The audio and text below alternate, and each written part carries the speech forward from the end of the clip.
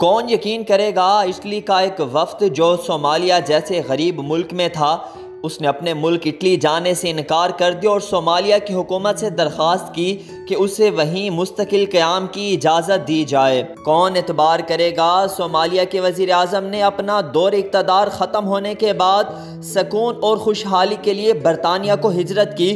اس کا برطانیہ میں کرونا وائرس سے انتقال ہو گیا۔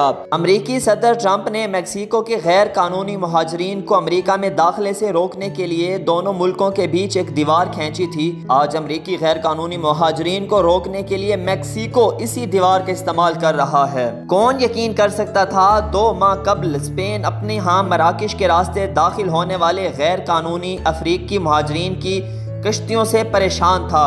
آج وہی کشتیاں اسپینی مہاجرین کو لے کر مراکش میں داخل ہونے کی کوشش کر رہی ہیں۔ کسے یقین آئے گا ایک طاقتور فوج، مضبوط اکانومی کی متحمل طاقتیں جو یہ کہتی تھیں کہ ہمیں کوئی خوف زدہ نہیں کر سکتا، آج خوف و ہراس میں مبتلا ہیں۔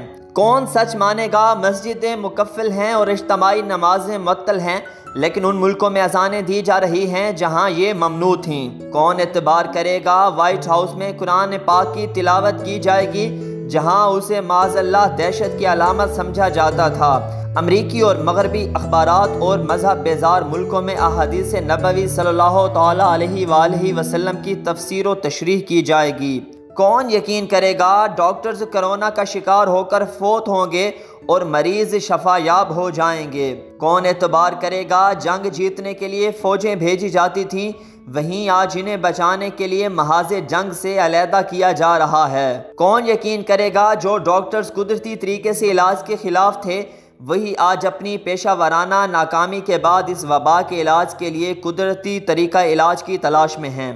اگر یہ تمام باتیں آج سے 3 ماہ قبل کہی جاتی تو ہم میں سے کوئی بھی اس کا یقین نہ کرتا۔